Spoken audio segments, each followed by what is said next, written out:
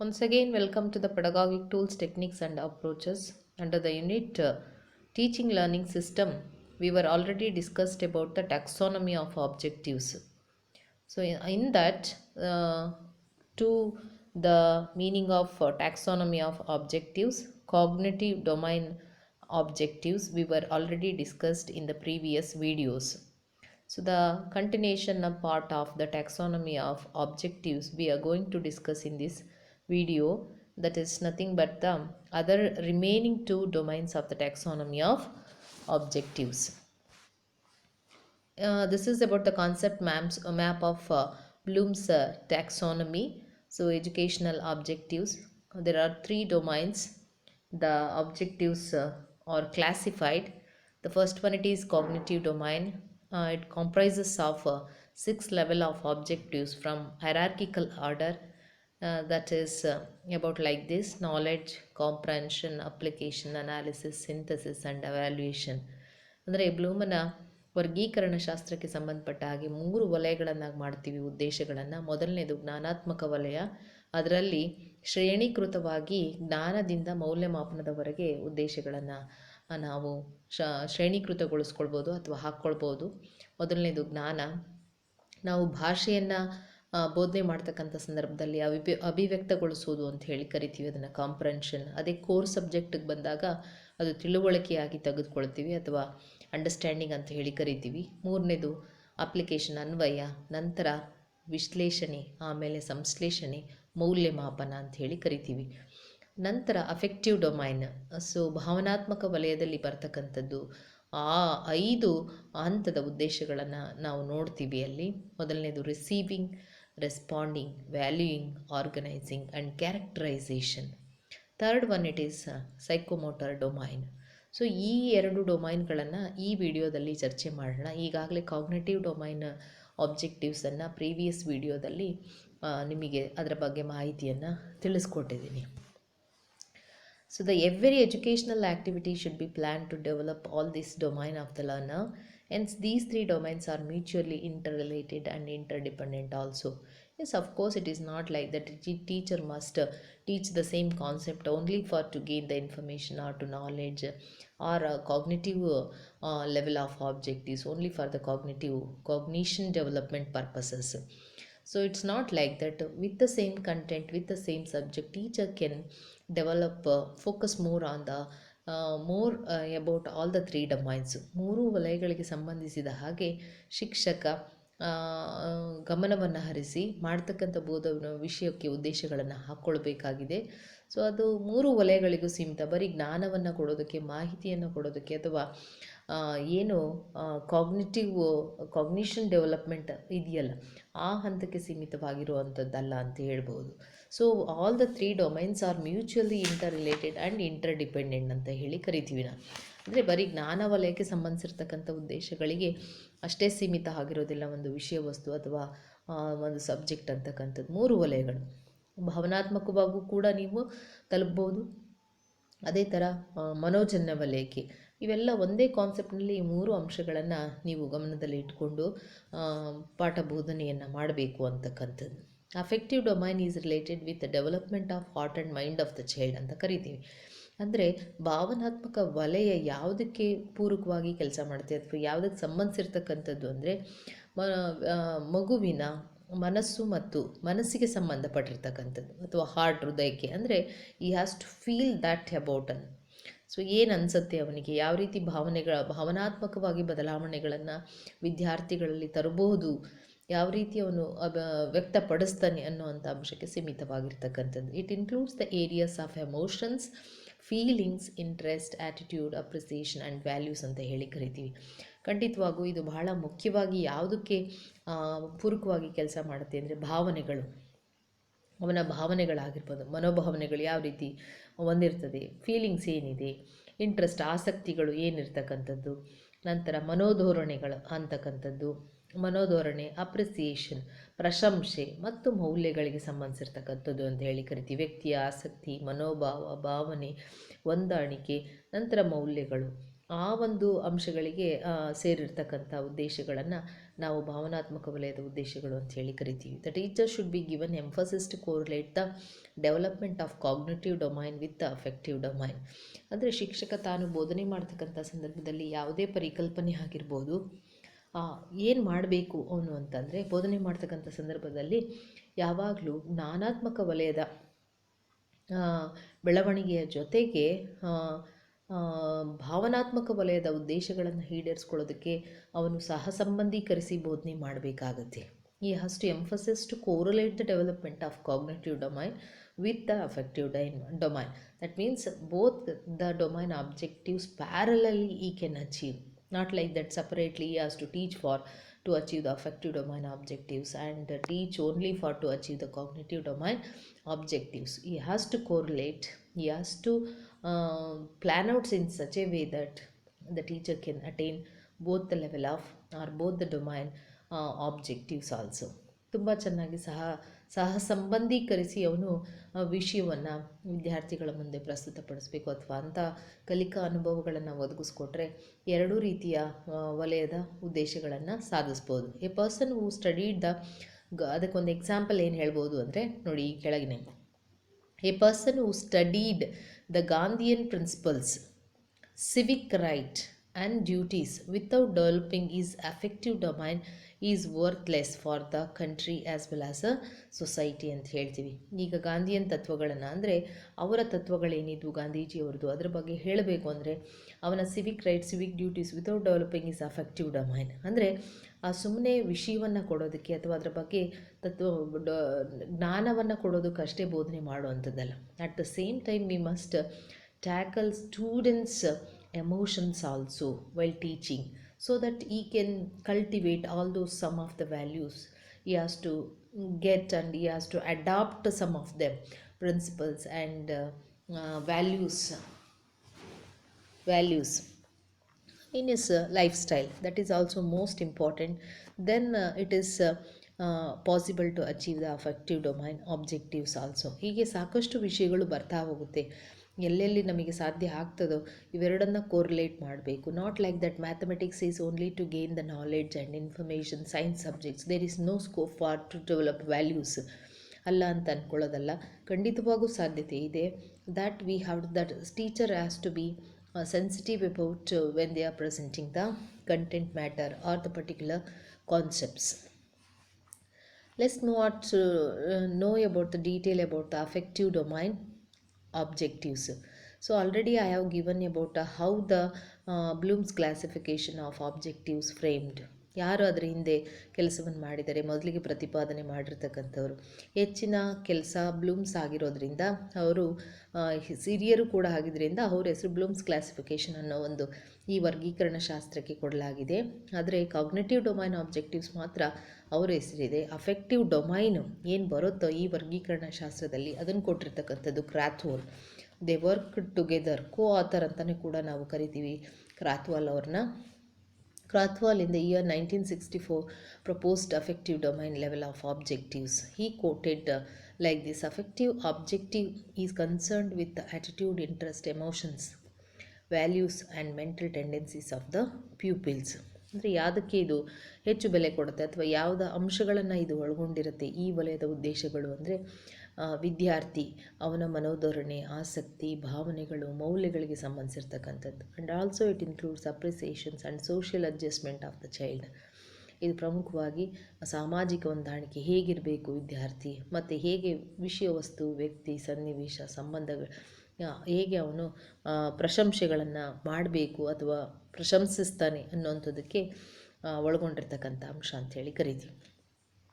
So ಇದರಲ್ಲೂ ಕೂಡ ಹೇಗೆ ನಮಗೆ ಜ್ಞಾನಾತ್ಮಕ ವಲಯದಲ್ಲಿ ಶ್ರೇಣೀಕೃತಗೊಳಿಸಿದರೆ ಜ್ಞಾನದಿಂದ ಮೌಲ್ಯಮಾಪನದವರೆಗೆ 6 ಹಂತದ ಉದ್ದೇಶಗಳನ್ನು, ಅದೇ ರೀತಿ ಇಲ್ಲಿ 5 ಹಂತದ ಉದ್ದೇಶಗಳನ್ನು ಶ್ರೇಣೀಕೃತಗೊಳಿಸಲಾಗಿದೆ.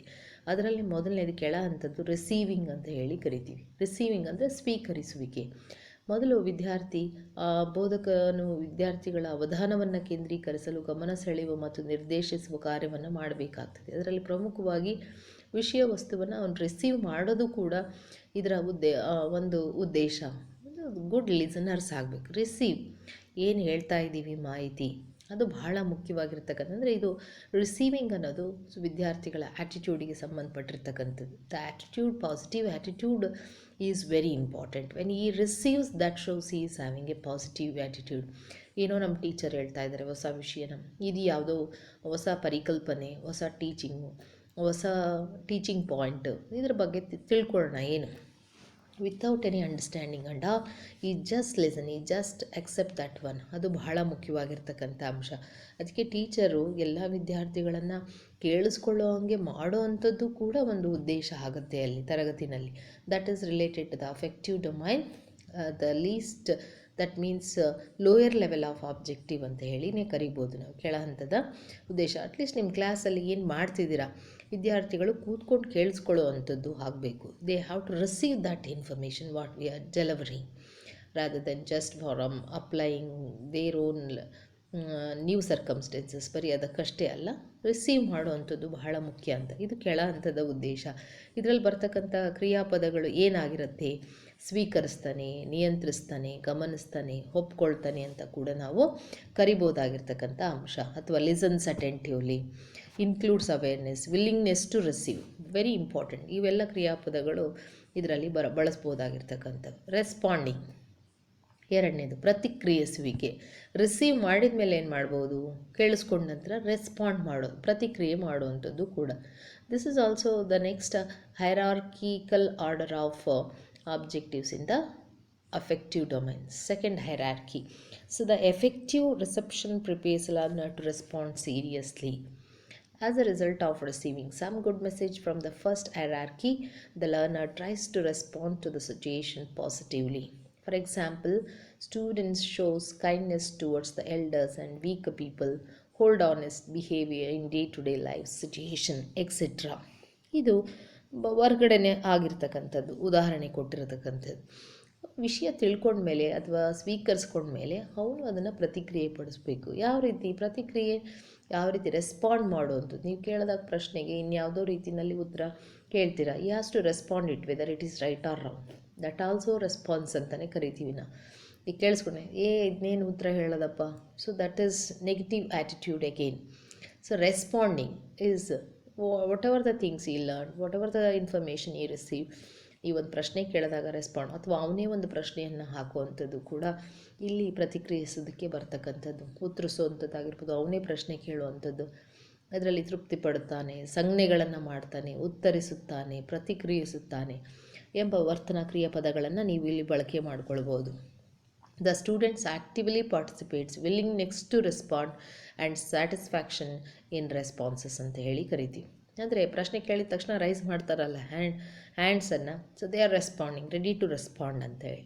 That is also majority of the students if they are raised their hands, ಅಂದರೆ ನೀವು ಈ ಅಫೆಕ್ಟಿವ್ ಡೊಮೈನ್ನ ಸೆಕೆಂಡ್ ಲೆವೆಲ್ ಆಬ್ಜೆಕ್ಟಿವ್ನ ರೀಚ್ ಮಾಡಿದ್ದೀರಿ ಅಂತಲೇ ಅರ್ಥ. ಅಲ್ಲಿ you are achieved. So most of them's ready to respond. ಅದು ಯಾವ ರೀತಿ, ಅವ್ರು ಪ್ರಶ್ನೆ ಕೇಳೋದಕ್ಕಾದರೂ ಆಗಿರ್ಬೋದು, ಪ್ರಶ್ನೆ ಕೇಳಿದಾಗ ಉತ್ತರಿಸೋದಕ್ಕೆ, ಅಥವಾ ಇನ್ನೇನೋ ಆ್ಯಕ್ಟಿವಿಟೀಸ್ ಮಾಡೋಕ್ಕೆ ಹೇಳ್ತೀರಿ, they are willing to do such things ಅಂತ. That is nothing but responding ಅಂತ ಹೇಳಿನೇ ಕರೀತೀವಿ. Valuing by responding in good ways. This is the third hierarchical order of objective in the affective domain. ಮೂರನೇ ಹಂತದ ಉದ್ದೇಶ ಮೌಲ್ಯೀಕರಣ ಅಂತ ಹೇಳಿ ಕರಿತೀವಿ. By responding in good ways the students set guidelines for their behaviour. Valuing, ಮೌಲ್ಯೀಕರಣ ಮಾಡ್ಕೊಳ್ಬೇಕು ಅವರ ವರ್ತನೆ. Accepting values, preference for values, commitment to values R the important behavioural changes in this level. ಒಪ್ಕೊಳ್ಳೋ ಅಂಥದ್ದು, ಅದನ್ನು ಆದ್ಯತೆಯನ್ನು ಕೊಡ್ತಕ್ಕಂಥದ್ದು, ಅವುಗಳ ಕಮಿಟ್ಮೆಂಟ್ ಹಾಕ್ತಕ್ಕಂಥದ್ದು ಕೂಡ ಬಹಳ ಮುಖ್ಯವಾಗಿರ್ತವೆ. For example, students develop positive attitude towards non violent behaviour, truthfulness, honesty etcetera. ಅಂದರೆ ಅವರೇ ಕೂಡ ಧನಾತ್ಮಕವಾಗಿರ್ತಕ್ಕಂಥ ಮನೋಧೋರಣೆಯನ್ನು ಪಡ್ಕೊಳ್ತಕ್ಕಂಥದ್ದಾಗಿರ್ಬೋದು, ಸತ್ಯವನ್ನು ಒಪ್ಕೊಳ್ಳುವಂಥದ್ದಾಗಿರ್ಬೋದು. ಇವೆಲ್ಲವೂ ಕೂಡ ಮೌಲ್ಯೀಕರಣ. ತೀರ್ಮಾನ ಮಾಡೋದು, ಬೆಲೆ ಕಟ್ಟೋದು, ಸತ್ಯ ಶೋಧನೆ ಮಾಡ್ತಕ್ಕಂಥದ್ದು. ಕೆಲವು ವಿಚಾರಗಳನ್ನು ಒಪ್ಪಿಕೊಳ್ಳುವಾಗ ಅದರ ಸಾಧಕ ಬಾಧಕಗಳನ್ನು ಚರ್ಚಿಸಿ ಅದರ ಬಗ್ಗೆ ಧನಾತ್ಮಕ ಭಾವನೆ ಬೆಳೆಸಿಕೊಳ್ಳುವುದನ್ನು ಮೌಲ್ಯೀಕರಣ ಅಂಥೇಳಿ ನಾವು ಕರಿಬಹುದು ಅಂಥೇಳಿ ಕರಿತೀವಿ. Acceptance of the values, that is most important. ಮೌಲ್ಯಗಳನ್ನು ಎಲ್ಲ ವಿಷಯಗಳಲ್ಲೂ ಬರ್ತಾ ಹೋಗ್ತಕ್ಕಂಥ ಅಂಶ ಅಂಥೇಳಿ ಕರಿತೀವಿ. ನೆಕ್ಸ್ಟ್ ಹೈರಾರ್ಕಿಕಲ್ ಆರ್ಡರ್ ನಾಲ್ಕನೇದು ಆರ್ಗನೈಸೇಷನ್, ಅಂದರೆ ಸಂಘಟನೆ ಅಂಥೇಳಿ ಕರಿತೀವಿ. ಒಂದು ವಿಷಯ ಅಥವಾ ಕಾರ್ಯ ಮತ್ತಾವುದನ್ನಾದರೂ ಕ್ರಮಬದ್ಧವಾಗಿ ಸಂಘಟಿಸಿ ಅವುಗಳ ಬಗ್ಗೆ ಉತ್ತಮ ಭಾವನೆ ವ್ಯಕ್ತಪಡಿಸುವುದೇ ಸಂಘಟನೆ ಅಂತ ಹೇಳಿ ಕರಿತೀವಿ. Students builds a system of value at this level. Value conflict and value crisis are resolved. Through organizing different values, students are able to develop their own code of conduct and standard of public life in the society. ಎಲ್ಲ ಮೌಲ್ಯಗಳನ್ನು ಪಡ್ಕೊಂಡ ನಂತರ ಅವುಗಳಿಂದ ಒಂದಷ್ಟು ತೀರ್ಮಾನ ತೆಗೆದುಕೊಂಡು ಅದನ್ನು ಸಂಘಟನೆ ಮಾಡಿಕೊಂಡು ಈ ರೀತಿ ಇರಬೇಕು, ಇದನ್ನು ಈ ರೀತಿ ಒಳಗೊಳ್ಳಬೇಕು ಅನ್ನೋಂಥ ಅಂಶಕ್ಕೆ ತೀರ್ಮಾನವನ್ನು ತೆಗೆದುಕೊಳ್ತಾನಲ್ಲ, ಅದನ್ನು ಸಂಘಟನೆ ಅಂತ ಹೇಳಿ ಕರಿಬಹುದಾಗಿರ್ತಕ್ಕಂಥದ್ದು.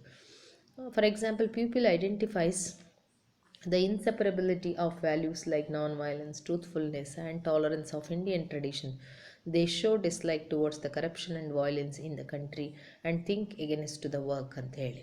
ಅಂದರೆ ಅದು ಸಣ್ಣ ಉದಾಹರಣೆ ಅಷ್ಟೇ ನಿಮಗೆ, ಇದು ಅದರ ವಿರುದ್ಧ ಹೋರಾಟ ಮಾಡ್ತಕ್ಕಂಥದ್ದು ಅಂಥೇಳಿ. ಯಾವಾಗ ಅಂದರೆ ಅವನು ಅದರ ಸತ್ಯವಾಗಿರಬೇಕು, ಅಹಿಂಸವಾದಿಯಾಗ ಅದನ್ನು ಅಳವಡಿಸ್ಕೊಂಡಾಗ ಸಂಘಟನೆ ಮಾಡ್ಕೊಳ್ತಾನೆ, ಕೇಳ್ತಾ ಬಂದಾಗ ಏನು ಉಪಯೋಗ, ಅದರಲ್ಲಿ ಪ್ರತ್ಯೇಕರಿಸ್ತಾನೆ, ಸಂಘಟನೆ ಮಾಡ್ತಾನೆ, ನಿಯೋಜಿಸ್ತಾನೆ, ತೀರ್ಮಾನಿಸ್ತಾನೆ ಅನ್ನೋ ಕ್ರಿಯಾಪದಗಳನ್ನು ನಾವು ಇಲ್ಲಿ ಆ ಉದ್ದೇಶಗಳನ್ನು ಬರೆಸ್ಕೊಳ್ಬೇಕಾದ್ರೆ ಹಾಕ್ಕೊಳ್ಬೋದು ಅಂಥೇಳಿ ಕರಿತೀವಿ.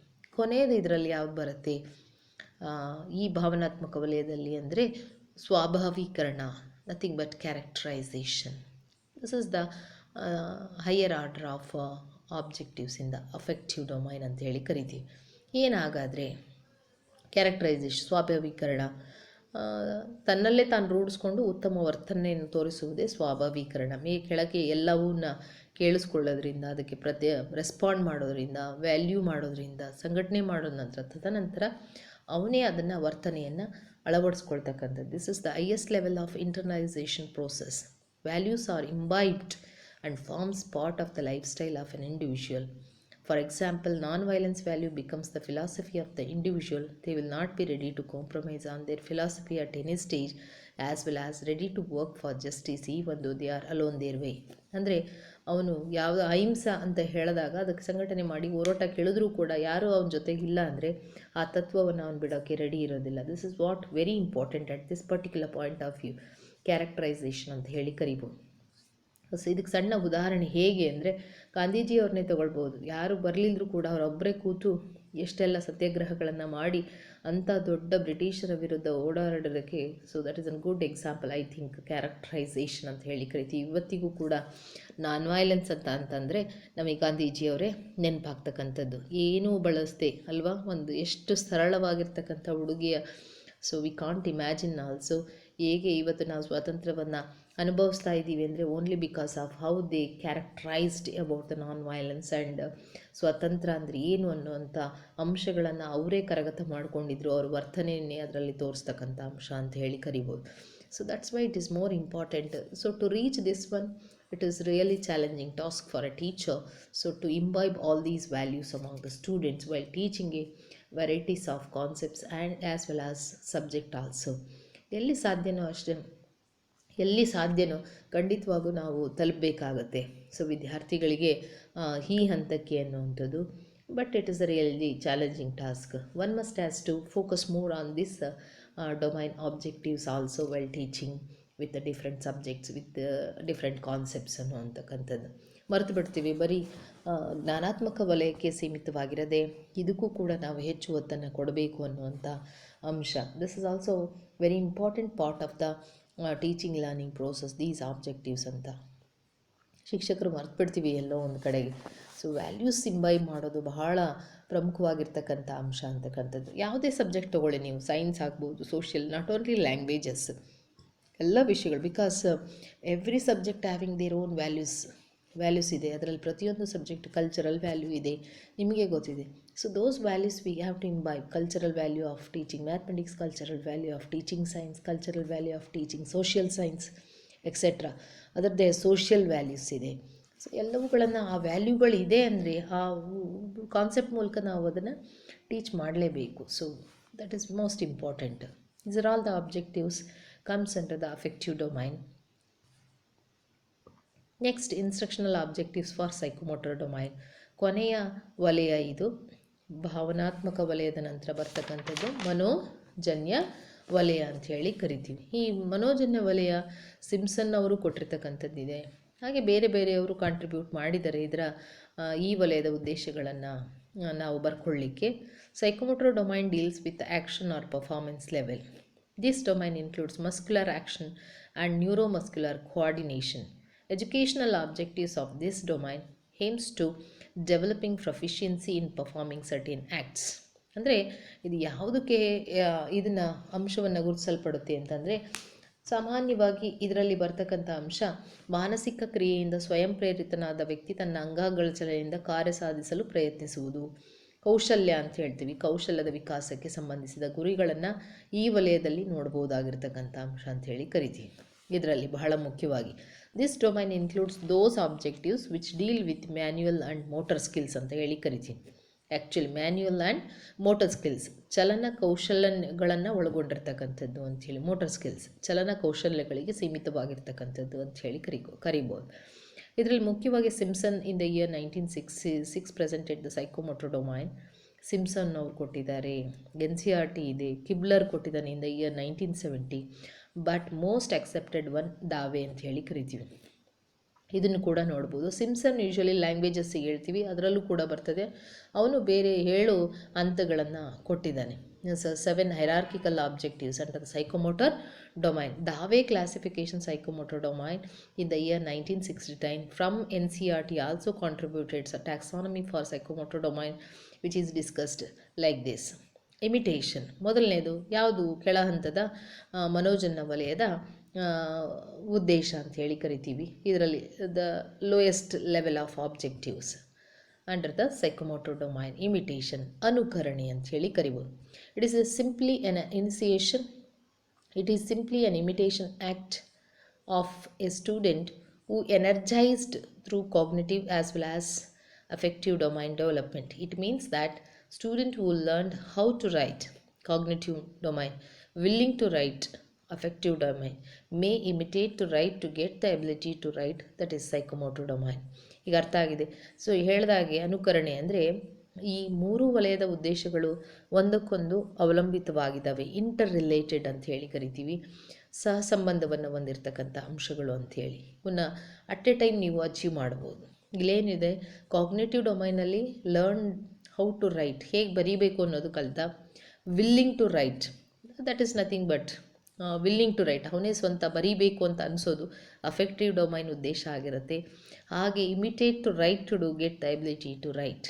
ಇಮಿಟೇಷನ್ ಬರಿಬೇಕಲ್ಲ, ಅದನ್ನು ಅನುಕರಣೆ ಮೂಲಕ ಶಿಕ್ಷಕರು ಅದನ್ನು ಯಾವುದೇ ವಿಷಯವನ್ನು, ಡಯಾಗ್ರಾಮ್ಸನ್ನು ಯಾವ ರೀತಿ ಬರೆದಿದ್ದಾರೆ ಅದನ್ನು ಅನುಕರಣೆ ಮಾಡ್ತಾನಲ್ಲ, ಅದು ನಾವೇನಂತ ಕರಿತೀವಿ ಸೈಕೋಮೋಟರ್ ಡೊಮೈನ್ನ ಆಬ್ಜೆಕ್ಟಿವ್ ಆಗಿರ್ತಕ್ಕಂಥ ಇಮಿಟೇಷನಲ್ಲಿ ಬರುತ್ತೆ. ಅನುಕರಣೆ yes of course of N action ಅಂತ ಹೇಳಿ ಕರಿತೀವಿ. ಪರ್ಫಾರ್ಮೆನ್ಸ್ ಕ್ರಿಯೆಯನ್ನು ಅಥವಾ ಯಾವುದೇ ಚಟುವಟಿಕೆಯನ್ನು ಅನುಕರಣೆ ಮಾಡೋದು. ಶಿಕ್ಷಕ ಮಾಡಿರ್ತಕ್ಕಂಥದ್ದು ಸಾಕಷ್ಟು ಇದೆ.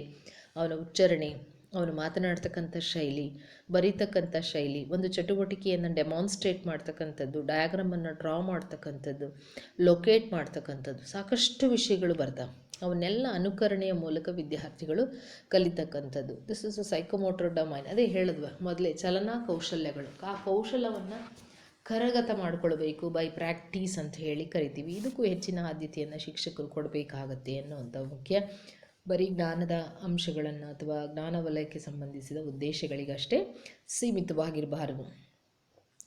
ಅದಕ್ಕೆ ಹೇಳ್ತಾರೆ, most of the studies tells during the secondary school level students will learn through imitation only. 70% of the learning taken place imitation ಅಂತ ಹೇಳಿ ಕರಿತೀವಿ. So that's why we should not forget this is very important aspect. ಹೇಗೆ ಅವ್ರು carry ಮಾಡ್ತಾ ಇದ್ದಾರೆ, ಹೇಗೆ ಅದನ್ನು ಇದು ಮಾಡ್ತಾ ಇದ್ದಾರೆ ಅನ್ನುವಂಥದ್ದು ಇಮಿಟೇಟ್ ಮಾಡಿ, ಸೊ ಅದನ್ನೆಲ್ಲ ಕರೆಕ್ಷನ್ಸನ್ನು ಮಾಡಬೇಕು ಅನ್ನುವಂಥದ್ದು. Next, manipulation. This level student tries to do the imitated activity in various ways through repetition. ಅಂದರೆ ಅವನು ಒಂದು ಸಲ ಇಮಿಟೇಟ್ ಮಾಡಿರೋದನ್ನು ಬೇರೆ ಬೇರೆ ರೂಪದಲ್ಲಿ, ರೀತಿಯಲ್ಲಿ ಮಾಡೋದಕ್ಕೆ ಪುನರಾವರ್ತನೆ ಮಾಡೋದನ್ನು ಮ್ಯಾನಿಪ್ಯುಲೇಷನ್ ಅಂತ ಕರಿತೀವಿ. Here students try many ways and styles to perform the activity and select appropriate one which is suitable and convenient to him or her ಅಂತ ಹೇಳಿ ಕರಿಬೋದು. ಕೈ ಚಳಕ, ಮ್ಯಾನಿಪ್ಯುಲೇಷನ್ ಅಂದರೆ ಕೈ ಚಳಕ of an act or following direction and selection. ಈಗ diagram ಬರೀತೀರಾ, ಅವನು ಇಮಿಟೇಟ್ ಮಾಡಿದರೂ ಕೂಡ ಕೈ ಚಳಕ ತೋರಿಸುವಂಥದ್ದು, ಎಷ್ಟು ಸುಲಭವಾಗಿ ಸರಳವಾಗಿ ತುಂಬ ಕಂಫರ್ಟಬಲ್ ಆಗಿ ಆ ಚಿತ್ರವನ್ನು ಬರೀತಕ್ಕಂಥದ್ದು. ಮ್ಯಾಪ್ ಆಗಿರ್ಬೋದು, ಜೊಮೆಟ್ರಿಕಲ್ ಫಿಗರ್ಸ್ ಡ್ರಾ ಮಾಡುವಂಥದ್ದು, ಅಥವಾ ಕನ್ಸ್ಟ್ರಕ್ಷನ್ ಆಗಿರ್ಬೋದು, ಅಥವಾ ಒಂದು ಪ್ಯಾರಾಗ್ರಾಫ್ ಲ್ಯಾಂಗ್ವೇಜಲ್ಲಿ ಸಿಸ್ಟಮ್ಯಾಟಿಕ್ ಆಗಿ ಅಲಾಂಗ್ ವಿತ್ ಪಂಕ್ಚುಯೇಷನ್ ಮಾರ್ಕ್ಸ್ ಅಥವಾ ಲೆಟರ್ ರೈಟಿಂಗ್ ಫಾರ್ಮ್ಯಾಟನ್ನು ಬರಿತಾ ಇದ್ದಾರೆ. ಸೊ ಆ ಕೈ ಚಳಕ ಎಷ್ಟು ಕ್ಲೀನಾಗಿ ಹೋಗ್ತಾ ಇದೆ ಅನ್ನುವಂಥದ್ದು, that is very important of an act ಅಂತ ಹೇಳಿ ಕರಿಬೋದು. ಯಾವುದೋ ಒಂದು ಚಟುವಟಿಕೆಯನ್ನು ಮಾಡುವಂಥದ್ದಾಗಿರ್ಬೋದು, ಫಾಲೋಯಿಂಗ್ ಡೈರೆಕ್ಷನ್ಸ್ ಆಗಿರ್ಬೋದು, ಸೆಲೆಕ್ಷನ್ ಕೂಡ ಆಗುವಂಥ ಅಂಶಗಳು ಅಂತ ಹೇಳಿ ಕರಿತೀವಿ. That is manipulation. Precision. In this level student attain speed, accuracy, proportion, exactness, neatness in a performing the act which is acquired through about 2 levels. ಅಂದರೆ ಇಮಿಟೇಟ್ ಮಾಡೋದ್ರ ಮೂಲಕ ಕಲಿತಾನೆ, ತದನಂತರ ಅದನ್ನು ಅವನದೇ ರೀತಿಯಲ್ಲಿ ಕಂಫರ್ಟ್ ಝೋನಲ್ಲಿ ಮಾಡೋದಕ್ಕೆ ನೋಡುವಂಥದ್ದು ಮ್ಯಾನಿಪ್ಯುಲೇಷನ್ ಅಂತ ಹೇಳಿ ಕರಿತೀವಿ. ಅವೆರಡು ಹಂತಗಳನ್ನು ದಾಟಿದ ಮೇಲೆ ಬರ್ತಕ್ಕಂಥ ಉದ್ದೇಶ ಪ್ರೆಸಿಷನ್. ಯಾವಾಗ ಬರುತ್ತೆ ಪ್ರೆಸಿಷನ್? ವೆರಿ ಪ್ರಿಸೈಸ್ಲಿ, ನಿಖರತೆ ಅಥವಾ ಖಚಿತತೆ ಅಂತ ಹೇಳಿ ಕರಿತೀವಿ. ಪ್ರಿಸೈಸ್ನೆಸ್ ಮೀನ್ಸ್ ನಿಖರತೆ ಅಥವಾ ಖಚಿತತೆ. ತುಂಬ ಖಚಿತವಾಗಿ ಯಾವಾಗ ಆಗುತ್ತೆ? ಸ್ಪೀಡಪ್ ಆಗುವಂಥದ್ದು, ತುಂಬ ಲೆಕ್ಕಗಳನ್ನ ತುಂಬ ಸ್ಪೀಡಾಗಿ ಮಾಡುವಂಥದ್ದು, ಬಾಯಿಗೆ ಹೇಳುವಂಥದ್ದು, ಆನ್ಸರನ್ನು ಅಕ್ಯುರೇಟಾಗಿ ಹೇಳುವಂಥದ್ದು, ಇಷ್ಟೇ ಇದೆ ಅಂಥೇಳಿ. ಕನ್ಸ್ಟ್ರಕ್ಷನ್ ಇರ್ಬೋದು, ಮೆಷರ್ಮೆಂಟ್ ತೊಗೊಳ್ಳೋವಂಥದ್ದು ಇರ್ಬೋದು, ಸೊ ಎಕ್ಸ್ಪೆರಿಮೆಂಟ್ಸನ್ನು ಮಾಡುವಂಥದ್ದಾಗಿರ್ಬೋದು, ಹೋಲ್ಡಿಂಗ್ ಇರ್ಬೋದು, ಮ್ಯಾಪನ್ನು ಡ್ರಾ ಮಾಡೋದು, ಎಕ್ಸಾಕ್ಟ್ ಲೊಕೇಶನ್. ನಾವೆಲ್ಲ ಹೇಳ್ತೀವಿ ಡೆಲ್ಲಿನ ತೆಗೆದುಕೊಂಡೋಗಿ ಪಕ್ಕದ ರಾಜ್ಯದಲ್ಲಿ ಇಡೋದಲ್ಲ, ಡೆಲ್ಲಿನಲ್ಲೇ ಲೊಕೇಟ್ ಮಾಡೋದು. ಅಷ್ಟು accuracy in that particular is going to locate. Proportions, exactness, neatness is also. ತುಂಬ ಅಂದವಾಗಿ ಚಿತ್ರವನ್ನು ರಚಿಸುವನು, ಭೂಪಟವನ್ನು ಬರೆಯುವನು, ಅಂದವಾಗಿ ಒಂದು ಪುಟದಷ್ಟು ಅಕ್ಷರಗಳು ತಪ್ಪಿಲ್ಲದೆ ಬರೆಯುವನು, ಒಂದು ಪುಟದಷ್ಟೇ ವಿವರಣೆಯನ್ನು ನೀಡುವುದನ್ನು ಅಂದವಾಗಿ. ಸೊ ಈ ಥರದ ಏನು ಪದಗಳನ್ನು ಬಳಸ್ತೀವಿ ನಾವು, ಕ್ರಿಯಾಪದಗಳನ್ನೆಲ್ಲ, ಅದನ್ನೆಲ್ಲ ಸೊ ಪ್ರಿಸಿಷನ್ನಲ್ಲಿ ನಾವು ನೋಡ್ಬೋದು. ಈ ಉದ್ದೇಶದ ಅಡಿನಲ್ಲಿ ಬರೀತಕ್ಕಂಥದ್ದು ಅಂಥೇಳಿ ಕರೀತಾನೆ. ರಚಿಸುವನು, ಓದುವನು, ತಪ್ಪಿಲ್ಲದೆ ಓದುವನು. Preciseness very important. Responding a given act with accuracy ಅಂತಲೇ ಕರಿತೀವಿ ನಾವು. ಯಾವುದೇ ರೀತಿ ರೆಸ್ಪಾನ್ಸ್, ರೀಪ್ರೊಡ್ಯೂಸಿಂಗ್ ಇರ್ಬೋದು, ಅದನ್ನು ತುಂಬ ಅಷ್ಟು ಖಚಿತವಾಗಿ ಮಾಡುವಂಥದ್ದು. ರೀಪ್ರೊಡ್ಯೂಸಿಂಗ್ ಯಾವ ರೀತಿ? ಓದೋದಿರ್ಬೋದು, ಬರೆಯೋದಿರ್ಬೋದು, ರಚಿಸೋದಿರ್ಬೋದು, ಎಕ್ಸ್ಪೆರಿಮೆಂಟ್ ಮಾಡೋದಿರ್ಬೋದು, ಇವೆಲ್ಲವೂ ರೀಪ್ರೊಡ್ಯೂಸಿಂಗ್ ವಿತ್ ಅಕ್ಯುರೇಸಿ, ತುಂಬ ಅಕ್ಯುರೇಟಾಗಿ ಮಾಡುವಂಥದ್ದು ಪ್ರಿಸಿಷನ್ನಲ್ಲಿ ಬರ್ತಕ್ಕಂಥದ್ದು. ಇದಾದ ನಂತರ ಬರ್ತಕ್ಕಂಥದ್ದು ಆರ್ಟಿಕ್ಯುಲೇಷನ್. ಆರ್ಟಿಕ್ಯುಲೇಷನ್ ಅಂದರೆ ಸ್ಫುಟತೆ, ಬಹಳ ಮುಖ್ಯವಾಗಿರುವಂಥದ್ದು, ಸ್ಫುಟವಾಗಿರುವಂಥದ್ದು. Here the student able to handle many actions in unison, ಅಂದರೆ ಒಂದು ಕಡೆ ಮಾಡುವಂಥದ್ದು. This includes coordination, sequence and harmony among the acts ಅಂತ ಹೇಳಿ ಕರಿತೀವಿ. ಕೋಆರ್ಡಿನೇಷನ್, ಸಮನ್ವಯ, ಕ್ರಮಬದ್ಧತೆ ಅಥವಾ ಅನುಕ್ರಮತೆ, ಸೀಕ್ವೆನ್ಸ್, ಹಾರ್ಮೋನಿ, ಸುಸಂಬದ್ಧತೆಯಿಂದ ಕೂಡಿರ್ತಕ್ಕಂಥದ್ದು, ಕ್ರಮಬದ್ಧವಾಗಿರ್ತಕ್ಕಂಥದ್ದು. ಕ್ರಮಬದ್ಧವಾಗಿ ಬರೆಯುವನು, ಕ್ರಮಬದ್ಧವಾಗಿ ಓದುವನು, ಕ್ರಮಬದ್ಧವಾಗಿ ರಚಿಸುವನು. ಸಮನ್ವಯದಿಂದ, ಕೋಆರ್ಡಿನೇಷನ್ ಈಸ್ ವೆರಿ ಇಂಪಾರ್ಟೆಂಟ್. ಹೇಗೆ ಮಾಡ್ಕೊಳ್ತಾನೆ? ಸುಸಂಬದ್ಧ, ಹಾರ್ಮೋನಿ ಇರುವಂಥ ಅಂಶ ಅಂತ ಹೇಳಿ ಕರಿತೀವಿ. ಆರ್ಟಿಕ್ಯುಲೇಷನ್, ಸ್ಫುಟವಾಗಿರೋ ಯಾವುದೋ ಒಂದು ಆ್ಯಕ್ಟ್ ಮಾಡ್ತಾನೆ ಅಥವಾ ಚಿತ್ರ ಬರೀತಾನೆ, ಓದ್ತಾನೆ, ತುಂಬ ಕ್ರಮಬದ್ಧತೆಯಿಂದ ಇರುತ್ತೆ, ಅನುಕ್ರಮವಾಗಿರ್ತಕ್ಕಂಥದ್ದು. ಇದು ಬಹಳ ಮುಖ್ಯವಾಗಿರ್ತಕ್ಕಂಥ ಅಂಶ. ಇದರಲ್ಲಿ ಬರ್ತಕ್ಕಂಥ ಕ್ರಿಯಾಪದಗಳು. ನ್ಯಾಚುರಲೈಸೇಷನ್, ಕೊನೆಯ ಹಂತದ ಉದ್ದೇಶ ಸೈಕೋಮೋಟರ್ ಡೊಮೈನಲ್ಲಿ. ನ್ಯಾಚುರಲೈಸೇಷನ್ ಅಂದರೆ ಸ್ವಾಭಾವಿಕತೆ, ನ್ಯಾಚುರಲ್ ಆಗಿ ಬರುವಂಥದ್ದು, ಸ್ವಾಭಾವಿಕವಾಗಿರ್ತಕ್ಕಂಥದ್ದು. ಅದನ್ನು ಆಟೋಮ್ಯಾಟಿಸಮ್ ಅಂತಲೂ ಕೂಡ ಕರಿತೀವಿ ನಾವು. Automatism, unconsciously is developing all those skills ಅಂತಲೇ ಕರಿಬೋದು, ಕೌಶಲ. So higher order objective under this psychomotor domain ಅಂತ ಹೇಳಿ ಕರಿಬಹುದು. ಹೈರಾರ್ಕಿಕಿನಲ್ಲಿ ಟಾಪ್ ಮೋಸ್ಟ್ ಅಂತಲೇ ಕರಿತೀವಿ. This is the highest level in psychomotor domain. Here student attain the proficiency in performing the particular task. The action becomes automatic with the least physic as well as a mental energy. ಬಹಳ ಮುಖ್ಯ. ಯಾವುದಾದ್ರೂ ಒಂದು ಚಿತ್ರ ಬರೀತಾರೆ, ಅವನು ಬರೆದು ಕೊನೆಯಲ್ಲಿ precise ಆಗಿ ಸ್ಫುಟತೆಯನ್ನು ಪಡ್ಕೊಂಡ ನಂತರ ಏನಾಗುತ್ತೆ? ಒಂದು ಡಯಾಗ್ರಾಮ್ ಬರೆಯಪ್ಪ ಅಥವಾ ಮ್ಯಾಪ್ ಬರಿ ಅಂದರೆ ಫ್ರೀ ಹ್ಯಾಂಡಲ್ಲಿ ಅಷ್ಟು ಬ್ಯೂಟಿಫುಲ್ಲಾಗಿ ಮ್ಯಾಪನ್ನು ರಚನೆ ಮಾಡ್ತಕ್ಕಂಥದ್ದು ನೋಡಿದರೆ, ಸೊ ಯಾವುದು ಕಂಪ್ಯೂಟರೈಸ್ಡ್ ಇದಿರಬೇಕೇನೋ, ಮ್ಯಾಪ್ ತೆಗೆಸಿದಾರೇನೋ, ಅಷ್ಟು ನ್ಯಾಚುರಲ್. ಅಂದರೆ free hand, just by holding free ಹ್ಯಾಂಡಲ್ಲಿ ಯಾವುದೋ ಒಂದು ಪ್ಲ್ಯಾಂಟ್ಸ್ ಎಲ್ಲ, ಅನಿಮಲ್ಸ್ ಎಲ್ಲ ಹೇಳ್ತೀರಾ, ಅದರಲ್ಲಿ ಎಷ್ಟೆಲ್ಲ ಭಾಗಗಳು ಬರುತ್ತೆ, ಪಾರ್ಟ್ಸ್ ಬರುತ್ತೆ, ಪ್ರಿಸೈಸ್ ಆಗಿದೆ, ಅವೆಲ್ಲ ಅಂಶಗಳನ್ನು ಅವನಿಗೆ ಹೇಳಿದ ತಕ್ಷಣ ಹಾಗೆ ಫ್ರೀ ಹ್ಯಾಂಡಲ್ಲಿ ಡ್ರಾ ಮಾಡಿ ಅಷ್ಟು ನೀಟಾಗಿ ಲೇಬಲ್ ಮಾಡಿದ್ದಾನೆ ಅಂದರೆ ತುಂಬ ಹೇಳಿದ ತಕ್ಷಣವೇ within a fraction of seconds ನಿಮಗೆ ಅನಿಸುತ್ತೆ ಅವಾಗ ವಾವ್ ಅಂತ. ಅಷ್ಟು ಸ್ವಾಭಾವಿಕವಾಗಿ ಮಾಡ್ತಕ್ಕಂಥದ್ದು ಬಹಳ ಅಂದರೆ ಸ್ನಾಯುಪುರಿಗಳ ಮಧ್ಯೆ ಬರುವ ಸಮಯವನ್ನು ಆಧರಿಸ್ತಕ್ಕಂಥದ್ದು ಅಂಥೇಳಿ ಕರಿತೀವಿ ನಾವು. ಬಹಳ ಮುಖ್ಯವಾಗಿರ್ತಕ್ಕಂಥದ್ದು. This is an higher order. So ಇದಕ್ಕೆ ಅವಕಾಶವನ್ನು ವಿದ್ಯಾರ್ಥಿಗಳಿಗೆ ಕೊಡಬೇಕು. ಸೈಕೋಮೋಟರ್ ಡೊಮೈನ್ ಬರೀ ಜ್ಞಾನ ಅಫೆಕ್ಟಿವ್ ಡೊಮೈನಿಗೆ ಅಷ್ಟೇ ಇದ್ದರೆ ಸಾಲದು, ಅದರ ಜೊತೆಗೆ ಪರ್ಫಾರ್ಮೆನ್ಸಿಗೂ ಅವಕಾಶ ಕೊಡಬೇಕು. ಕೈ ಚಳಕಕ್ಕೆ ಆ್ಯಕ್ಟಿವಿಟಿ ಓರಿಯೆಂಟೆಡ್ ಮಾಡಿಸೋದ್ರಿಂದ ಇವೆಲ್ಲವೂ ಖಂಡಿತವಾಗೂ ಬರ್ತದೆ ಅಂತ ಹೇಳಿ ವಿದ್ಯಾರ್ಥಿಗಳಿಗೆ natural. So these are the 3 domains of objectives: cognitive, affective as well as psychomotor domain objectives. Next, cognitive. So instructional objectives and specific ಆಬ್ಜೆಕ್ಟಿವ್ಸಲ್ಲಿ ನಮಗೆ ಸೆಕೆಂಡರಿ ಲೆವೆಲ್ವರೆಗೂ ಅಪ್ ಟು ದ +2 ಅಂತ ನೆನ್ಕೋಬೋದು, ಅಥವಾ ಹೈಸ್ಕೂಲ್ ಅಂತಕ್ಕೆ ನೀವು ತೆಗೆದುಕೊಳ್ಳೋದಾದರೆ depending upon the age group of the students we have to be frame the objectives while teaching. ಅದರಲ್ಲಿ ನಮಗೆ ಕಾಗ್ನಿಟಿವ್ ಡೊಮೈನಲ್ಲಿ ಸೆಕೆಂಡರಿ ಲೆವೆಲ್ಗೆ ಯಾವ್ದು ಬರುತ್ತೆ? ನಾಲೆಡ್ಜು, ಕಾಂಪ್ರೆನ್ಷನ್, ಅಪ್ಲಿಕೇಶನ್ ಅಷ್ಟೇ. Analysis, synthesis and evaluation higher order, ಅಂದರೆ ಹೈಯರ್ ಎಜುಕೇಷನಿಗೆ ಹೋದಾಗ ಹಾಕ್ಕೊಳ್ಬೋದಾಗಿರ್ತಕ್ಕಂಥ ಉದ್ದೇಶಗಳು ಅಂತ ಹೇಳಿ ಕರಿತೀವಿ. ಅದಕ್ಕೆ ಉದಾಹರಣೆ critically analyse the present 8th standard text book ಅಂತ ನಿಮ್ಮ ಸಬ್ಜೆಕ್ಟಲ್ಲಿ ಕೊಟ್ಟರೆ ಅದು ನನ್ನ ಉದ್ದೇಶ, ಅದು ಅನಾಲಿಸಿಸಿಗೆ ಬರ್ತಕ್ಕಂಥ. Critically analyse or justify your answer ಅಂತ ಕೊಟ್ಬಿಡ್ತೀವಿ ನಾವು. ಈ ರೀತಿ ಇದ್ದಾಗ ಅವೆಲ್ಲವೂ ಉದ್ದೇಶ ನಾನು ನಿಮಗೆ ಹಾಕ್ಕೊಳ್ಬೋದು. ಅಂದರೆ ಹೈಯರ್ ಕ್ಲಾಸ್ಗಳಿಗೆ, ಹೈಯರ್ ಎಜುಕೇಷನಿಗೆ ಬಂದಾಗ 3 ಲೆವೆಲ್ ಆಬ್ಜೆಕ್ಟಿವ್ಸ್ ಬರ್ತದೆ. ಆದರೆ ಸೆಕೆಂಡ್ರಿ ಸ್ಕೂಲ್ ಲೆವೆಲ್ವರೆಗೆ knowledge, comprehension, application. Comprehension language ಅವರು ಯೂಸ್ ಮಾಡ್ತಾರೆ, ಅಭಿವ್ಯಕ್ತಗೊಳಿಸೋದು. ಅದನ್ನೇ ನಾವು ಕೋರ್ಸ್ ಸಬ್ಜೆಕ್ಟಲ್ಲಾದರೆ ಸೈನ್ಸು, ಸೋಷಿಯಲ್ ಸ್ಟಡೀಸು ಮತ್ತು ಮ್ಯಾಥಮೆಟಿಕ್ಸಲ್ಲಾದರೆ ನಾವು ಅಲ್ಲಿ ಕಾಂಪ್ರೆನ್ಷನಿಗೆ ಬದಲಾಗಿ ಅಂಡರ್ಸ್ಟ್ಯಾಂಡಿಂಗ್, ತಿಳುವಳಿಕೆ ಅಂತ ಹೇಳಿ ಕರಿತೀವಿ. ಇವು 3 ಬರುತ್ತೆ. ಸೈಕೋಮೋಟ್ರಲ್ಲಿ ನಾವು ಸ್ಕಿಲ್ ಅಂತ ತೆಗೆದುಕೊಳ್ತೀವಿ, ಕೌಶಲ ಅಂತ ಹೇಳಿ. ಬೇರೆ ಬೇರೆ ರೀತಿಯಾಗಿರ್ತಕ್ಕಂಥ ಕೌಶಲ್ಯಗಳಿಗೆ ಆದ್ಯತೆಯನ್ನು ಕೊಡ್ಬೋದು. ಅಫೆಕ್ಟಿವ್ ಡೊಮೈನಲ್ಲಿ ಅಪ್ರಿಸಿಯೇಷನ್, ಪ್ರಶಂಸೆ, ಲ್ಯಾಂಗ್ವೇಜ್ನವರು ಯೂಸ್ ಮಾಡ್ತಾರೆ. ಇಂಟ್ರೆಸ್ಟು, ಇದನ್ನು ಕೂಡ ಎಲ್ಲ course subject as well as ಇದಕ್ಕೆ ಸಂಬಂಧಪಟ್ಟಂಗೆ ಭಾಷೆ ಬೋಧನೆಗೆ ನಾವು ಬಳಕೆ ಹಾಕ್ಕೊಳ್ಬೋದು. ನೆಕ್ಸ್ಟ್ ಆ್ಯಟಿಟ್ಯೂಡ್, ಮನೋಧೋರಣೆ, ಭಾಳ ಪಾಸಿಟಿವ್ ಆ್ಯಟಿಟ್ಯೂಡ್ ತೋರಿಸ್ತಕ್ಕಂಥದ್ದು ಅಂಥೇಳಿ. ಅದಕ್ಕೆ ಸ್ಪೆಸಿಫಿಕ್ ಆಬ್ಜೆಕ್ಟಿವ್ಸು ಏನು ನೀವು ಹಾಕ್ಕೊಳ್ಬೋದು ಅನ್ನೋಂಥದ್ದು ಬ್ರ್ಯಾಕೆಟಲ್ಲಿ ಎಲ್ಲ ಇದೆ. ಸೊ ನಾಲೆಡ್ಜ್ ಅಂತ ಬರೀಬೇಕಾದ್ರೆ ರೀಕಾಲ್ಸ್, ರೆಕಗ್ನೈಸ್ ಅಂತ ಹಾಕ್ಕೋಬೋದು ನಿಮ್ಮ ಕಂಟೆಂಟಿಗೆ ಅನುಗುಣವಾಗಿ.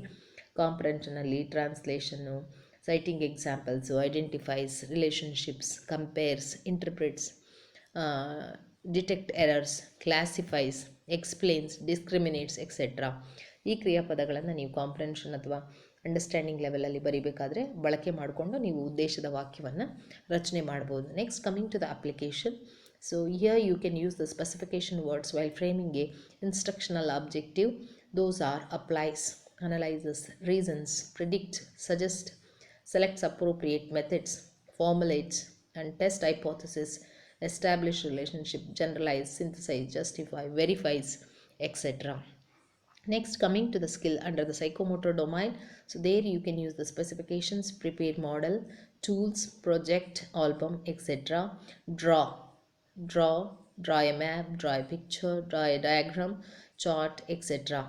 Handle instruments appropriately while performing an experiment, recording observation, conduct survey and interviews, present data in a symbolic form when you are converting that one, and also interpretation of the symbolic form to the verbal form, that also comes here, psychomotor domain. If interpretation of the diagrams also comes here, present the data in a symbolic form, improvise model, conduct role play, acting in drill and drama, participation in literary and arts works. These are some specification depending upon your subject matter and related to the concepts you can frame. And affective domain appreciation, express appreciation on valuable work, rich heritage, social activism, etc. Show like and dislike of good and bad deeds, like that. So interest, show attention, curiosity, motivation, desires, engage in further reading voluntarily, participate in social discussions, etc. Attitude, develop positive attitude towards values, personalities, organizations, work for social environment, etc. These are the some specification you can keep in your mind while preparing your or constructing all the level of objectives. Next, criteria for writing instructional objectives. ಬೋಧನಾ ಉದ್ದೇಶಗಳನ್ನು ರಚಿಸಬೇಕಾದ್ರೆ ಕೆಲವು ಅಂಶಗಳನ್ನು ಶಿಕ್ಷಕ ಗಮನದಲ್ಲಿಟ್ಕೊಳ್ಬೇಕಾಗತ್ತೆ. The following criteria should be kept in the mind by the teacher while setting and writing the instructional objectives. The first one, the statement of specification should contain an action verb. ಅಂದರೆ ನೀವೇನು ಬೋಧನಾ ಉದ್ದೇಶದ ವಾಕ್ಯನ ರಚನೆ ಮಾಡ್ಕೊಳ್ತೀರಲ್ಲ, ಆ ವಾಕ್ಯ ರಚನೆಯಲ್ಲಿ ಏನಿರಬೇಕಾಗತ್ತೆ ಅಂದರೆ ಕ್ರಿಯಾಪದ ಇರಬೇಕಾಗತ್ತೆ, ನಿರ್ದಿಷ್ಟವಾಗಿರ್ತಕ್ಕಂಥ ಕ್ರಿಯಾಪದ. ಈಗೇನು ಮೇಲೆ ಪಟ್ಟಿ ಕೊಟ್ಟನಲ್ಲ ಟೇಬಲಲ್ಲಿ, ಆ ಟೇಬಲಲ್ಲಿ ಬರ್ತಕ್ಕಂಥ ಪದಗಳನ್ನೇ ನೀವು ಬರೀಬೇಕಾಗ್ತದೆ. So they are given by all the Bloom's ಕ್ಲಾಸಿಫಿಕೇಷನಲ್ಲಿ ಅವರೇ ಕೊಟ್ಟಿರ್ತಕ್ಕಂಥದ್ದು ಪಟ್ಟಿ. ಅದು ಸೂಕ್ತವಾಗಿರ್ತಕ್ಕಂಥ ಅರ್ಥವನ್ನು ಕೊಡುತ್ತೆ ಅನ್ನುವಂಥದ್ದು. The statement of specification should contain an action verb that is nothing but the behavioural outcome. It should be observable and as well as measurable. ಅಂದರೆ ಆ ಕ್ರಿಯಾಪದ ವಿದ್ಯಾರ್ಥಿಯ ಒಂದು ಕಲಿವಿನ ಫಲ ಆಗಿರೋ ರೀತಿಯಲ್ಲಿ ಇರಬೇಕಾಗತ್ತೆ. ಅದನ್ನು ನಾವು ವೀಕ್ಷಣೆ ಮಾಡ್ಬೋದು ಮತ್ತು ಅಳತೆ ಮಾಡೋದಕ್ಕೂ ಸೂಕ್ತವಾಗಿರೋ ರೀತಿ ಇರಬೇಕಾಗುತ್ತೆ ಅಂತ. ಭಾಳ ಮುಖ್ಯವಾಗಿ ಟೆಸ್ಟ್ಗಳನ್ನು ಕಂಡಕ್ಟ್ ಮಾಡೋದೇ ಉದ್ದೇಶಗಳನ್ನು ಆಧಾರವಾಗಿಟ್ಟು. That's why objectives has to be frame like that you can prepare a wonderful evaluation tool. ಅಂದರೆ indirectly helps to construct your good questions in the examination. ಹಾಗಾಗಿ ಪರೀಕ್ಷೆಗೆ ಪೂರಕ. ಮೆಷರಬಲ್ ಅಂದರೆ ಅದೇ ಅರ್ಥವನ್ನು ಕೊಡುತ್ತೆ. This ultimately increases objectivity in evaluation. ಅಂದರೆ ಅಲ್ಲಿ ನೀವು ವಸ್ತುನಿಷ್ಠವಾಗಿ ಮೌಲ್ಯಮಾಪನವನ್ನು ಮಾಡಲಿಕ್ಕೆ ಸಾಧ್ಯತೆ ಆಗುತ್ತೆ ಅನ್ನುವಂಥದ್ದು ಬಹಳ ಮುಖ್ಯವಾಗಿರ್ತಕ್ಕಂಥ ಅಂಶ. ಏನು ಕ್ರಿಯಾಪದಗಳು ಈಗಾಗಲೇ ಹೇಳಿದಾಗೆ the pupil will be able to understands ಅನ್ನೋ ಹಂಗಿಲ್ಲ. ಅಂಡರ್ಸ್ಟ್ಯಾಂಡಲ್ಲಿ ಏನು ಬರುತ್ತೆ, ಯಾವ ರೀತಿ ಅರ್ಥೈಸ್ಕೊಳ್ತಾನೆ, ಅದಕ್ಕೆ ಸೂಕ್ತವಾಗಿರ್ತಕ್ಕಂಥ ಕ್ರಿಯಾಪದ the people will be able to explains, differentiates, classifies, list out the examples or give examples. ಈ ರೀತಿ ನೀವೇನು ಬರ್ಕೊಳ್ತೀರಾ ಅದು ಅಂಡರ್ಸ್ಟ್ಯಾಂಡಿಂಗ್ ಲೆವೆಲ್ಗೆ ಬರುತ್ತೆ. Just by saying the people will be able to understand the concept ಅಂತ ಬರೆದ್ರೆ ಆಗಂಗಿಲ್ಲ. ಕ್ರಿಯಾಪದ ಇರಬೇಕು. Understanding means what, it's not clear about that specification. ಕ್ರಿಯಾಪದಗಳನ್ನು ಬಳಸಬೇಕು. ಯಾವ್ಯಾವ ಹಂತಕ್ಕೆ ಯಾವ್ಯಾವ ಕ್ರಿಯಾಪದ ಕೊಟ್ಟಿರ್ತೀವೋ ಅವುಗಳನ್ನು. This is the first criteria. Second, the statement of specification contains 2 part. It has to contain 2 parts. 2 ಭಾಗಗಳನ್ನು ನಿಮ್ಮ ವಾಕ್ಯ ಒಳಗೊಂಡಿರಬೇಕಾಗತ್ತೆ ಉದ್ದೇಶದ. ಮೊದಲನೇದು modification part, that is nothing but people's expected behaviour. ಎರಡನೇದು content part, includes the subject matter ಅಂತ ಹೇಳಿ ಕರಿತೀವಿ. 2 part. The pupil will be able to define verbs ಅಂತ ಕರಿತೀವಿ. The pupil will be able to define verbs. ವಿದ್ಯಾರ್ಥಿಯು ನಾಮಪದವನ್ನು ವ್ಯಾಖ್ಯಾನಿಸುವನು. ಈ ರೀತಿ ಬರೆಯೋದು. ವಿದ್ಯಾರ್ಥಿಯು ಲೇಖಕರ ಹೆಸರನ್ನು ಸ್ಮರಿಸುವನು. ಎರಡಿದೆ. ಲೇಖಕರ ಹೆಸರು ಅನ್ನೋದು ಕಂಟೆಂಟ್ ಪಾರ್ಟ್ ಆದರೆ, ಸ್ಮರಿಸುವನು ಅಂದರೆ ವಿದ್ಯಾರ್ಥಿಯ ಎಕ್ಸ್ಪೆಕ್ಟೆಡ್ ಬಿಹೇವಿಯರ್ ಅಂತ ಕರಿತೀವಿ ಇಲ್ಲಿ. The pupil will be able to define metals. The pupil will be able to define or recall vertebrates or recognises vertebrates ಅಂತ ಹೇಳಿ ಕರಿತೀವಿ. ಈ ರೀತಿ ಅಂಶಗಳು 2 ಪಾರ್ಟ್ ಇರೋವಂಥ ರೀತಿ ಬರಿಬೇಕು. ಸೊ ನೆಕ್ಸ್ಟು 3ನೇ criteria, learning content and condition. ವಿಷಯ ವಸ್ತು condition. Clearly mention the content of the study. For example, the pupil able to justify the non violence principle of Gandhi ಅಂತ ಹೇಳಿ ಕರಿತೀವಿ. ಬಹಳ ಮುಖ್ಯವಾಗಿ ಕಂಟೆಂಟು ಮತ್ತು ಕಂಡೀಷನ್ ಕೂಡ ಇರಬೇಕು. ಅಲ್ಲಿ ನಾನ್ ವೈಲೆನ್ಸ್ ಪ್ರಿನ್ಸಿಪಲ್ ಆಫ್ ಗಾಂಧಿನ ಏನು ಮಾಡ್ತಾನೆ, ಜಸ್ಟಿಫೈ ಮಾಡ್ತಾನೆ ಅನ್ನುವಂಥ ಕಂಡೀಷನ್ ಇದೆ. ಎರಡೂ ಇರಲಿ ಅನ್ನೋವಂಥ ಅಂಶ. ಕಂಡೀಷನ್ಸನ್ನು ಕೊಡ್ಬೋದು. Explains about 2 content, 2 lines are 2 paragraphs, 1 para, so are 2 to 3 sentences like that. The next criteria, statement should be in the form of achievement of every single student. Statement should be in the form of achievement of every single student ಅಂತ ಕರಿತೀವಿ. ಇಲ್ಲಿ the pupils are able to ಅಂತ ಬರೆಯೋ ಹಾಗಿಲ್ಲ. So ಹೇಗೆ ಬರೀಬೇಕು, single student, ಒಬ್ಬ ವಿದ್ಯಾರ್ಥಿಗೆ, ವಿದ್ಯಾರ್ಥಿಯು ನಾಮಪದದ ವ್ಯಾಖ್ಯೆಯನ್ನು ವ್ಯಾಖ್ಯಾನಿಸಲು ಸಮರ್ಥನಾಗುವನು. ನಾಮಪದ ವ್ಯಾಖ್ಯಾನ ಅಥವಾ ಚಾಲುಕ್ಯರ ಸಾಹಿತ್ಯಿಕ ಕೊಡುಗೆಗಳನ್ನು ಸ್ಮರಿಸಲು ವಿದ್ಯಾರ್ಥಿಗಳು ಅಂತ ಬರೆಯುವಾಗಿಲ್ಲ, ವಿದ್ಯಾರ್ಥಿಯು ಅಂತ ಹೇಳಿ ಸಲ್ಲಿಸಬೇಕು. ಗ್ರಾಮ ಪಂಚಾಯಿತಿಯ ಕಾರ್ಯಗಳನ್ನು ಸ್ಮರಿಸುವನು. ಇಷ್ಟೇ. ವಿದ್ಯಾರ್ಥಿಯು ಗ್ರಾಮ ಪಂಚಾಯಿತಿಯ ಕಾರ್ಯಗಳನ್ನು ಪಟ್ಟಿ ಮಾಡುವನು. ಎಲ್ಲ ವಿದ್ಯಾರ್ಥಿಗಳು. This is a 4th criteria. The pupil will be able to describe the concept of etcetera. ನೀವು ಯಾವ್ದು ತೊಗೊಳ್ತೀರೋ ಅದು. The pupil will be able to, pupils ಅಂತ ಬರೆಯೋದು.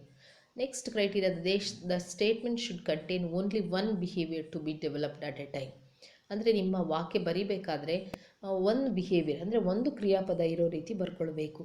ಕೆಳಗಿನ ಎಕ್ಸಾಂಪಲ್ ಇದೆ ನೋಡಿ, ದ ಪೀಪಲ್ ಎಕ್ಸ್ಪ್ಲೇನ್ಸ್ ಆ್ಯಂಡ್ ಡಿಫ್ರೆನ್ಷಿಯೇಟ್ಸ್ ಅಂತ ಎರಡೂ ಬಿಹೇವಿಯರನ್ನು ಎಕ್ಸ್ಪೆಕ್ಟ್ ಮಾಡಬಾರ್ದು ಅಂತ. ನೀವು ಅವಾಗ ಅದನ್ನು ಸ್ಪ್ಲಿಟ್ ಮಾಡಿ ಇನ್ನೊಂದು ವಾಕ್ಯವನ್ನು ರಚನೆ ಮಾಡ್ಕೋಬೇಕು. The pupil explains about the triangles. The pupil will be able to explain the triangle. The pupil differentiates different types of triangle. ಈ ರೀತಿ ಬರ್ಕೊಳ್ಬೇಕು. ಎರಡು ಸ್ಪ್ಲಿಟ್ ಮಾಡಬೇಕು.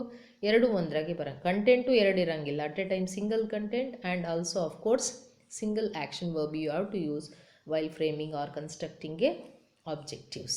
These are the 5 important major criterias you have to follow while framing objectives. ಇವು 5 ಪ್ರಮುಖವಾಗಿರ್ತಕ್ಕಂಥ ಅಂಶಗಳನ್ನು ಶಿಕ್ಷಕ ಗಮನದಲ್ಲಿಟ್ಕೋಬೇಕು. ಆ ವಾಕ್ಯಗಳನ್ನು ಉದ್ದೇಶದ ವಾಕ್ಯಗಳನ್ನು ರಚನೆ ಮಾಡ್ತಕ್ಕಂಥ ಸಂದರ್ಭದಲ್ಲಿ ನಿರ್ದಿಷ್ಟ ಬೋಧನಾ ಉದ್ದೇಶಗಳನ್ನು. ಸೊ ಇದು complete information about the Bloom's taxonomy of classification ಆಬ್ಜೆಕ್ಟಿವ್ಸನ್ನು ಚರ್ಚೆ ಮಾಡಿದ್ದೀವಿ. ತುಂಬ ಉತ್ತಮವಾಗಿರ್ತಕ್ಕಂಥ ಕಾನ್ಸೆಪ್ಟ್. ಒಬ್ಬ ಶಿಕ್ಷಕ ಈ ಉದ್ದೇಶಗಳನ್ನು ಎಷ್ಟು ಚೆನ್ನಾಗಿ ಅರ್ಥ ಮಾಡ್ಕೊಳ್ತಾನೆ ಅಷ್ಟು ಚೆನ್ನಾಗಿ ಕಲಿಕಾ ಅನುಭವಗಳನ್ನು ತರಗತಿಯಲ್ಲಿ ಒದಗಿಸ್ಬೋದು. ತದನಂತರ ಉತ್ತಮವಾಗಿರ್ತಕ್ಕಂಥ ಮೌಲ್ಯಮಾಪನ ಪ್ರಶ್ನೆಗಳನ್ನು ತೆಗಿಲಿಕ್ಕೆ ಸಾಧ್ಯತೆ ಆಗುತ್ತೆ. All these are interlinked process ಅಂತಲೇ ಕೂಡ ಕರಿತೀವಿ. ಉದ್ದೇಶದ ನಂತರ ಕಲಿಕಾ ಅನುಭವ, ತದನಂತರ ಮೌಲ್ಯಮಾಪನ. ಹಾಗಾಗಿ ಇದು ಫಂಡಮೆಂಟಲ್ ಆಗಿರೋದ್ರಿಂದ ಇದ್ರ ಬಗ್ಗೆ ತುಂಬ ಚೆನ್ನಾಗಿ ವಿಷಯವನ್ನು ಥೆರೆಟಿಕಲ್ ಬ್ಯಾಕ್ಗ್ರೌಂಡನ್ನು ಅರ್ಥ ಮಾಡ್ಕೊಳ್ಳಿ. So that helps you to frame very good objectives when you are teaching your subject. Thank you.